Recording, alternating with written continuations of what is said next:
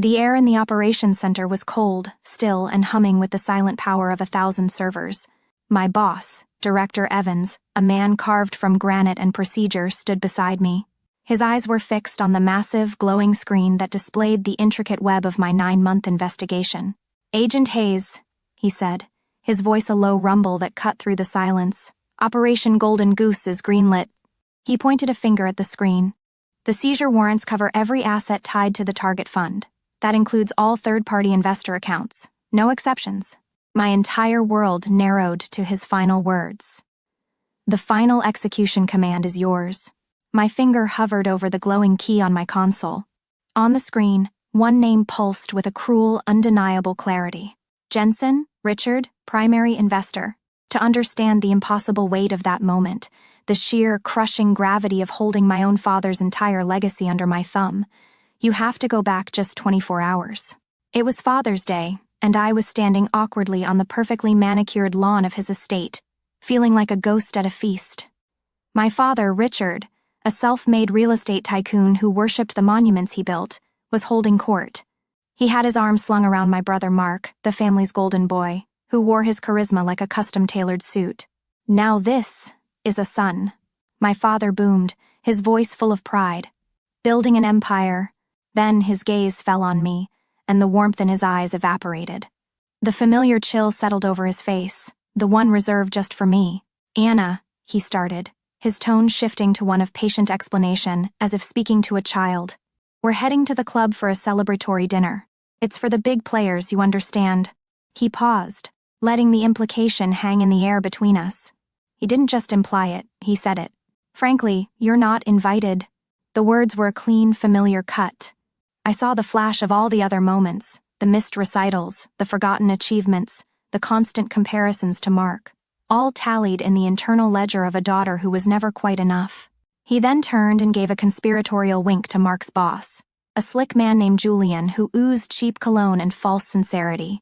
My blood ran cold. Julian was the man at the very center of Operation Golden Goose. "Her job is..." My father continued with a condescending chuckle. "Well, she pushes paper for the government. Can't have her boring us all with talk of tax codes." He chuckled, pleased with his joke. Julian, my primary target, smirked right along with him. My father thought he was just putting his disappointing daughter in her place. He had no idea he had just banished the one person with the authority to sign the order that would liquidate his entire world. To understand the silent, surgical checkmate that followed, you have to understand the two lives I was living. To them, I was a ghost at the banquet of my own life, a quiet placeholder in a family portrait that was really all about my father and brother. My father, Richard, a man who believed a person's worth was measured in square footage and stock prices, had built his world on tangible things, gleaming towers of glass and steel. My brother Mark was his prized creation, the golden child destined to inherit not just the empire but the sun itself. He was everything I wasn't, loud, charming, and effortlessly visible. They lived in a world of bold colors and loud declarations, while I existed in shades of gray, a footnote in their grand story. This dynamic was never clearer than at our last Thanksgiving dinner, a memory seared into my mind like a brand. The air was thick with the scent of roasted turkey and my father's expensive cologne. He was holding court at the head of the table, his voice booming as he recounted Mark's latest triumph. "My son, the shark," he announced to the room, "closed the Henderson property deal. Mid-level, sure, but the killer instinct, that's what matters." He then produced a small velvet box. Inside was a ridiculously expensive Swiss watch, its gold face catching the light. As he fastened it around Mark's wrist, I didn't just see the watch. I saw the coding boot camp I paid for myself, the down payment on my sensible car I'd saved for years to afford, the decade of money's tight, Anna that was suddenly, miraculously, not tight at all for Mark. It was the internal ledger of the invisible child, a silent accounting of 1,000 paper cuts to the soul. Later, during a lull in the conversation, I made a foolish attempt to be seen. I got some good news at work too," I said, my voice feeling small in the cavernous dining room. "I received a director's commendation for uncovering a multi-million-dollar fraud scheme. I was proud of it. It was the culmination of a year of painstaking work." My father turned to me, a polite, vacant smile on his face. He reached over and gave my head a few gentle pats. the way you would a well-behaved dog. That's nice, sweetie, he said, his eyes already drifting back to Mark. Keep up the good work on those spreadsheets. He then turned to my uncle and chuckled. That's our Anna the accountant for you. Always got her head in the numbers. In that moment, I felt myself shrink, the pride dissolving into a familiar hollow ache. I became what they saw, a boring two-dimensional caricature with a calculator for a heart. That was their reality. That was the only Anna they knew, or cared to know. But it wasn't the only me. The very next day, I was in a completely different world, a world so far removed from their understanding it might as well have been on another planet. I was standing in a skiff, a sensitive compartmented information facility, a sterile, windowless room where sound doesn't escape, and secrets are the only currency. The air was cold and recycled, the only light coming from the glow of a massive digital screen. Before me sat a stone-faced team from the Department of Justice, men and women whose faces betrayed no emotion, but whose eyes missed nothing. This was my real office. This was my real work. The target, Julian Croft, I began, my voice clear and steady, echoing slightly in the silent room, is using a nested doll structure of shell corporations based in the Cayman Islands to launder the funds. I used a laser pointer to trace the complex web of transactions on the screen. My proprietary algorithm, codenamed Cerberus, flagged the initial wire transfers by cross-referencing anomalies in offshore banking records against dark web chatter. I pointed to a block of highlighted text. Cerberus is what got us our foot in the door. From there, we traced the flow of capital through 3 countries and 7 different financial institutions. I zoomed in on a final summary chart, a staggering figure glowing in red. We project his total exposure, and that of his principal investors, at just north of 9 figures. There were no condescending pats on the head here. There was no dismissal. There was only the quiet, intense focus of highly intelligent people who understood the stakes. They didn't see Anna the accountant. They saw Special Agent Hayes, the architect of a case that would rock the financial world. In this room, my quiet nature wasn't a weakness. It was a sign of my precision. My focus wasn't boring. It was the weapon that dismantled criminal empires. Here, I wasn't a ghost. I was a hunter, and my authority was absolute. The respect in that room was more real and more valuable than any gold watch my father could ever buy. I often thought about my father's core philosophy, a speech he'd given me more times than I could count. In this world, Anna, he'd say, gesturing at the city skyline from his penthouse office, you either build something people can see, like a skyscraper, or you're just a cog in a machine. He genuinely believed it. He saw Mark's flashy deals and saw an empire being built.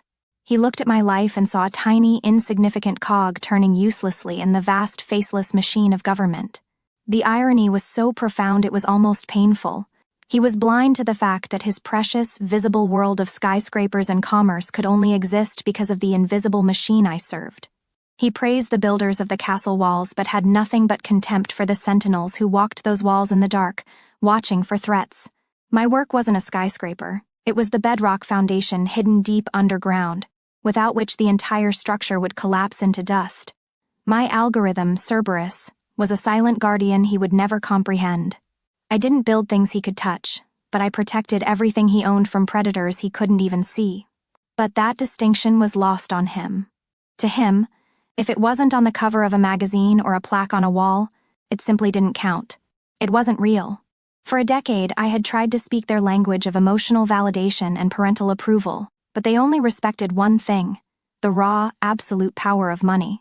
So, after I left my father's house on Father's Day, I decided I would finally speak to them in the only language they truly understood. As I drove away from my father's house, the familiar sting of his words began to fade, replaced by something else entirely. A cold, sharp clarity. The hurt was a luxury I could no longer afford. Seeing Julian Croft, my primary target, laughing in my father's backyard wasn't just another personal slight. It was a critical intelligence event. It was a complication, a risk, and an opportunity all at once. The timeline for Operation Golden Goose had to be moved up immediately. In that moment, driving through the quiet suburban streets, the personal dimension of the problem simply evaporated. This was no longer about a daughter seeking approval. It was about an agent closing her case. My father's financial ruin wasn't the goal. It was simply a consequence. a piece of collateral damage created by his own terrible judgment and his worship of men like Julian. The choice he made, to align himself with easy money and flashy promises, was his and his alone. My choice now was to do my job. Back in the sterile silence of my office, the world shrank to the cool glow of my monitors. There was no anger here, no resentment. Only the mission. I initiated the final phase protocol, my fingers moving across the keyboard with a practiced, detached efficiency. This wasn't an act of passion, it was a checklist. I pulled up the asset mapping file for the operation and cross-referenced it with my father's investment portfolio, the same one he had bragged about for years. The system processed the data in seconds. The result was stark, clinical, and absolute. A 92% co-mingling of funds. His wealth and Julian's criminal enterprise were functionally inseparable. He wasn't a conspirator, but his money was. The data made the decision for me. The final step was confirmation. I initiated a secure video call with Director Evans. His face appeared on my screen, stern and impassive as ever. I stated the facts without emotion, my voice as sterile as the room around me. Sir, the target is in close proximity to a family member. I've verified the family member is not a CO conspirator but a principal investor and therefore classified as a material party. I took a breath. My personal connection presents no conflict. I am ready to proceed per protocol. Director Evans studied my face for a long moment, his eyes searching for any hint of hesitation. Finding none, he gave a single decisive nod. The protocol is clear, Agent Hayes. No asset is firewalled. The warrant is absolute. Prepare the execution order for 0600. The final command was keyed in, scheduled for dawn. The system was automated, unstoppable. My father had closed his door to me. He had no idea I was about to close every bank account he had ever opened. The next morning, the sun streamed into my small, quiet apartment, illuminating the dust motes dancing in the air. I was sitting at my kitchen table, cradling a warm mug of black coffee. The first moment of genuine peace I'd felt in days. The silence was clean, absolute. And then, it was broken. My phone, sitting face down on the table, began to vibrate with a low, insistent hum. I didn't move. It buzzed once, twice, then stopped. A few seconds later, it started again, this time with more urgency. I calmly reached over and turned it face up. The screen was lit up with a name that had caused me a lifetime of quiet pain, Dad. I watched the call ring out, my expression unreadable. Then it began. A cascade. A digital avalanche of desperation. A call from my brother, Mark. A text message notification. Another call from my father. Then a number I didn't recognize, which I knew would be one of his lawyers. The screen became a frantic, flashing beacon of a world on fire. For 10 solid minutes, I just sat there, sipping my coffee, watching the missed call counter tick upwards like a morbid scoreboard. 12. 34. 67. It was a symphony of chaos, a testament to an empire of arrogance crumbling in real time. When the number finally hit 88, I decided I had let the silence make its point. I picked up the phone as my father's name flashed across the screen for what felt like the 100th time. I didn't even have a chance to say hello. His voice, raw and shredded with panic, exploded through the speaker. Anna, thank God, it's a disaster. The banks, everything is frozen. Mark's been arrested, the feds raided his office. It's some kind of mistake. He was rambling, his words tripping over each other in a torrent of fear and disbelief. Your brother's boss, Julian, they took him. They took everyone. You work for the government, Anna, you have to do something. You have to call someone, fix this. His voice cracked on the last word, the demand of a king who had just found himself a pauper. I held the phone slightly away from my ear, letting the wave of his hysteria crash and recede. I listened to him breathe, ragged and heavy, waiting for the demand I knew was coming next. Why aren't you saying anything? Use your connections. I took a slow, deliberate sip of my coffee, the warmth a small, steady anchor in the storm he was creating. My voice, when I finally spoke, was perfectly calm, perfectly level. There is no one to call, Dad. What do you mean there's no one to call? He screamed, his voice pitching higher. You work for the IRS or whatever it is. You know people. Call them. This was it. The precipice. The moment the two worlds I had lived in for so long were about to collide with the force of a meteor.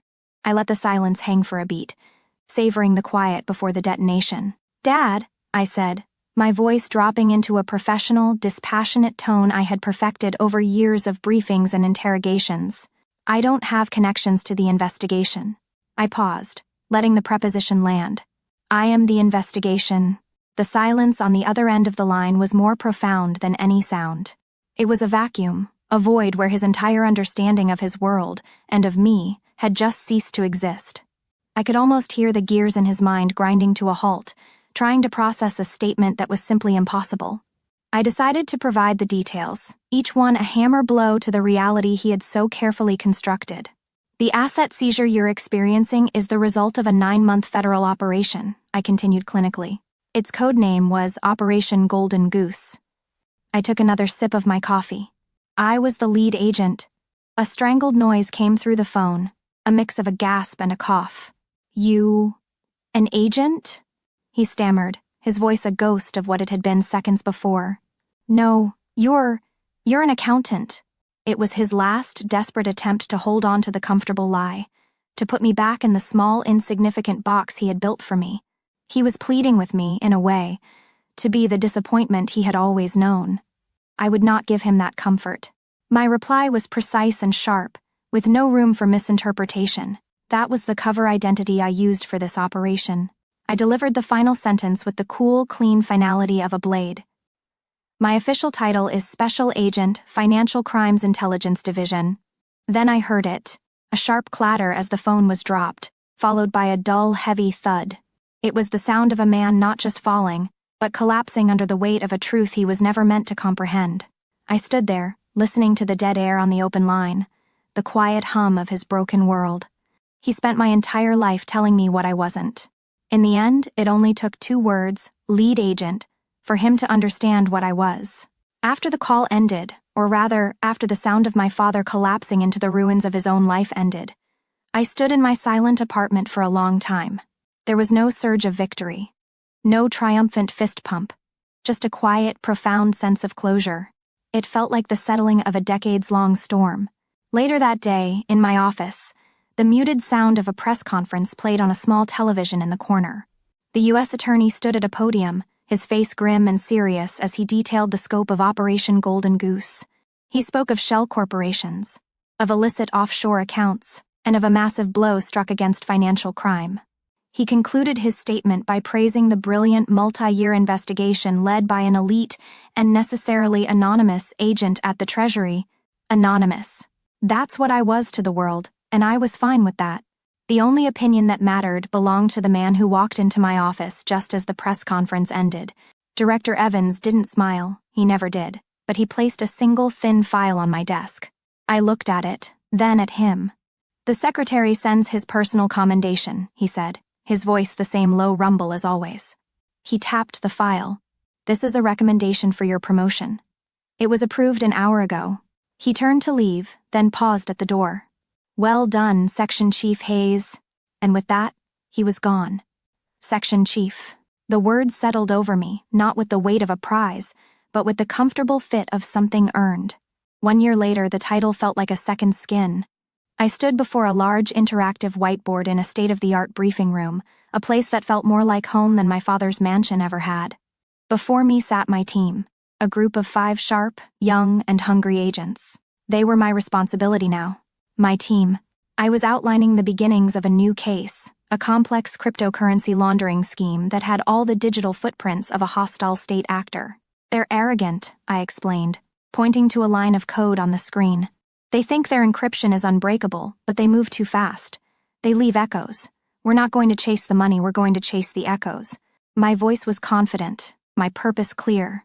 I was no longer just an agent executing a mission. I was a leader, shaping the strategy, mentoring the next generation. This was my legacy, being built not with steel and glass, but with data, dedication, and the quiet trust of the people who looked to me for guidance. When the briefing concluded, my team didn't just scatter. They gathered around the whiteboard, a comfortable and energetic cluster of activity. A young agent named Ben, a prodigy with data analysis, pointed to a note on the chart. Chief Hayes. What if we run a parallel analysis on the blockchain's transaction fees? The patterns might give us a geolocation estimate. Another agent, Maria, chimed in with a counterpoint. The debate was lively, respectful, and brilliant. We talked shop, we shared a joke about the terrible coffee in the break room. It was an easy camaraderie, a bond forged in shared purpose and mutual respect. This was my family now. A family founded not on the flimsy bedrock of blood obligation and perceived status, but on the solid granite of proven competence and earned trust. The validation I felt in that room was real, a quiet warmth that had nothing to do with praise and everything to do with belonging. Later that afternoon, as I was reviewing case files, my personal phone buzzed on the desk. It was a text from a number I still had saved under Dad. For a moment I considered not looking, just letting it sit there unread. But curiosity, or perhaps the need for a final, definitive period at the end of a long sentence, made me pick it up. The message was short. Anna, the lawyers say most of it is gone for good. I'm living at the condo now. I was wrong about everything. I'm sorry. I read the words once, then twice. I searched within myself for a reaction, for some spark of vengeful satisfaction or a lingering sting of anger. I found nothing. There was no emotion at all, only a vast calm and quiet peace. The apology I had craved for 20 years had finally arrived, and I discovered, to my own surprise, that I no longer needed it. My peace was no longer dependent on his admission of guilt. I held my thumb over the screen for a long moment. Then, I typed a single, short reply. I know. I sent the message, put the phone back down on the desk, face down, and turned back to the file Ben had given me. I turned back to my work, my team, my real life. My father believed an invitation was something you were given. I learned a true invitation is the one you send to yourself, to a life you built on your own terms. If you've ever had to uninvite toxic people from your life to make room for your own success, share your story below. In this community, your worth is never up for debate.